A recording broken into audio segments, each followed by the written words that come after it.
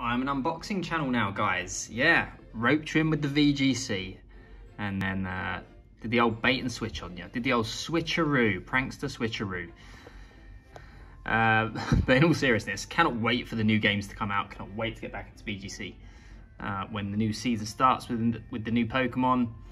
And we'll have some more videos coming up before then, hopefully. But it is Halloween. Well, it's not, I mean, it's October, but Halloween's coming up. And yeah, I've got another unboxing to do here. Some more Halloween themed decorations. So once again, similar to the last video with Mimikyu, I believe this is based on official merchandise, but I don't know if this is the official merchandise or not. I don't think it is, because again, I can't see anything official on it from like Nintendo or the Pokemon Company or Takara or Tomy or Bandai or anyone that would usually work with Nintendo and the Pokemon Company to make this kind of thing. But it is, yes, the Pokemon Town. And rather than talk about it, let's just have a look at it. So there are 6 vistas. I suppose you call them vistas. 1, 2, 3, look pretty cool. And 4, 5, 6. Yeah, it looks pretty nice. Lots of ghost Pokemon in there, a couple of dark types as well. And we saw Pikachu on the other side as well. And a poison type. So, these are blind boxes. So, yeah, there are 6 of them. You'd buy a box, you don't know what you're going to get inside. I bought these online. They cost me about, or the equivalent of about £30, which I think is pretty good, considering, you know, how much Pokemon merchandise actually is official merchandise anyway. And because I bought 6, I was guaranteed to get all 6 of them. So let's break them out one by one and have a look.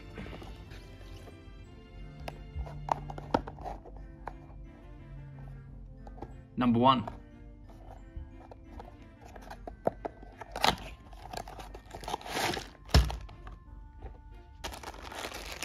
So they all come in these bags and it's all loose.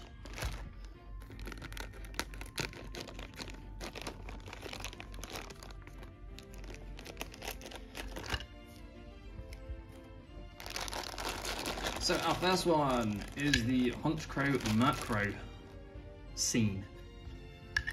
And yeah, as you can see, all very loose. And yeah, this is something that I don't actually quite like about it, looking at what we've got, is there are lots of just small loose pieces that I believe don't necessarily like clip onto anything. I mean, this sign obviously does fit onto the chain link fence however you like, but like the cone and a little necklace here as well, which maybe goes in Murkrow's mouth, we'll see. Let's put it together.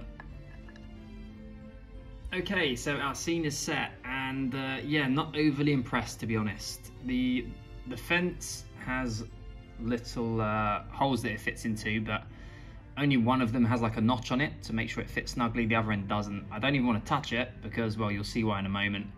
The Murkrow has little pegs on its feet for it to stick into the floor, but again, it's not sturdy at all, and everything else is loose. So, for example, if you get like a slight breeze or someone sneezes in the vicinity of this thing, it's going to be a bad time. On top of that, yeah, this necklace is supposed to go in the Murkrow's mouth, and it literally just hangs there, but only barely. So again, it will just fall out. Yeah, not overly impressed. Murkrow looks pretty cool though. Looks really good. Honchkrow, the face is a bit, yeah, don't look too closely at the face. From far away though, looks all right. It's a nice scene, just yeah, very flimsy in terms of how it all goes together.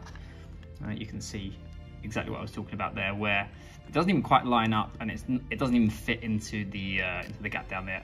I'd be inclined to maybe just glue everything together, and maybe I'll do that. So that's that one. On to our next one. 2. Okay, next up is our Umbreon scene. So let's have a closer look at this one. It's all over the boxes. Seems simple enough. So we've got the wall, and it's done. There we go. This one a lot better than the previous one, because the only thing loose is the plant, which you don't even need it on there, to be honest. But yeah, it's this nice little addition. It is loose though. The wall actually does fit in fairly nicely. You can still see a little gap there, but it does actually plug in. And as does Umbreon. It actually has a little peg on its back foot, which goes into a hole in the wall, and there's little gaps for its other paws to go into as well. And Umbreon itself actually looks pretty good. So yeah, got a little bit of a wayward paint there, but still really, really nice.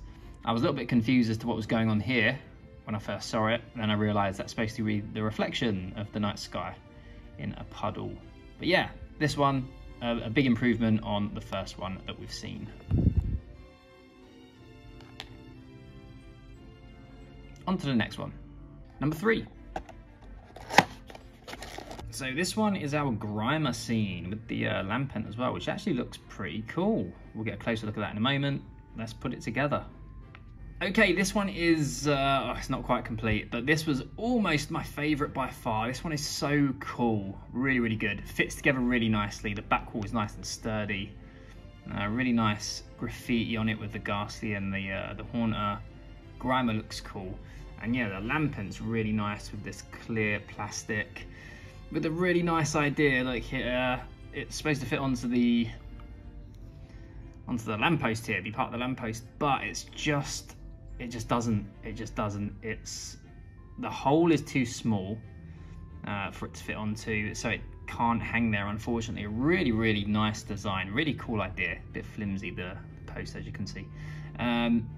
So unfortunately, we can't see that in all of its glory. But yeah, really nice. We're really going from strength to strength with these now after what was a pretty miserable first one. I think maybe I can get some chain or something and stick that in there and get him hanging. But yeah, really cool. On to our next one. Number 4. Next up is the main Mon himself, Pikachu, looking quite worried. So let's put this together along with Litwick and see how this one looks. Okay, so this one's complete, and again, we've gone back to the same problem we've had before, where everything's loose. I mean, I say everything, it's just these two are loose. Pikachu's leaning on the wall. Pikachu does look cool though. Really nice worried expression on its face. Looks genuinely worried as well. Yeah, pretty nice. And getting a light from Litwick, maybe unknowingly, I don't know. But yeah, pretty cool otherwise.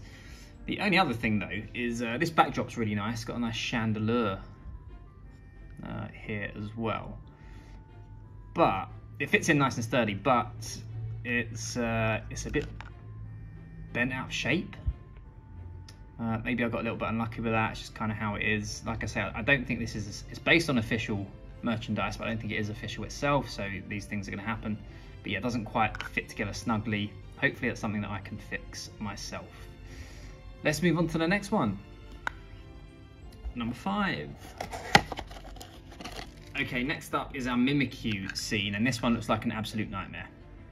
Loose pieces everywhere of various sizes. Let's put it together, see what we get. Okay, this one is complete, and mixed feelings about this one. It's got my guy Mimikyu here, and looks pretty good. Yeah, it looks really nice, really nice. A lot of attention to detail in this one as well. I mean, throughout the sets that we've seen so far, but in this one in particular. So we've got the Mimikyu, and he's looking at this little book on the ground, and of course it's a Pikachu book. And you know, what else would Mimikyu be reading? There's some more Pikachu literature here as well, and more Pikachu literature, of course it is. Yep. So 3 Pikachu books, which is a really, really cool, nice Trubbish sign in the background as well.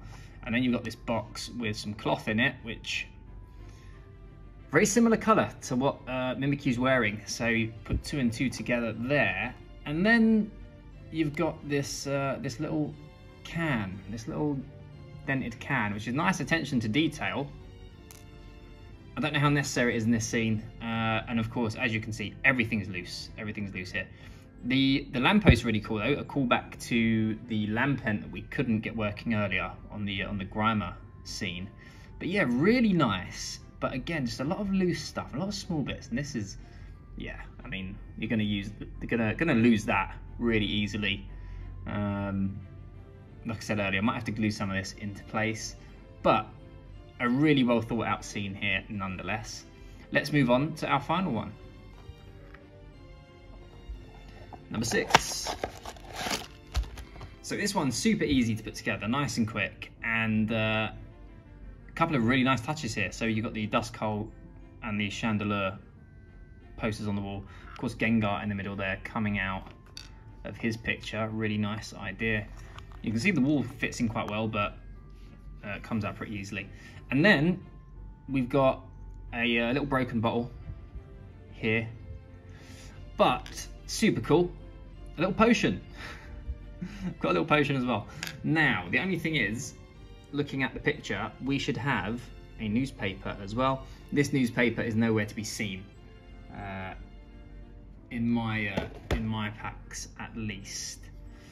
But yeah, nice attention to detail. I think that the paper would be pretty cool actually, because the floor does look a bit bare otherwise. Maybe I can take something from one of the others that doesn't necessarily need to be there. Maybe the cone from the Honchkrow one, in fact. There we go, much better. So that's that. Let's have a look at them all together.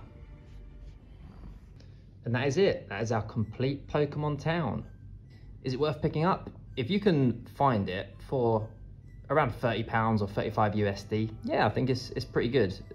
Really nice detailing throughout it. I think each of the scenes tell a really nice short story in and of themselves, particularly the Honchkrow, the Pikachu scene, and of course the Mimikyu one, which is probably my favourite.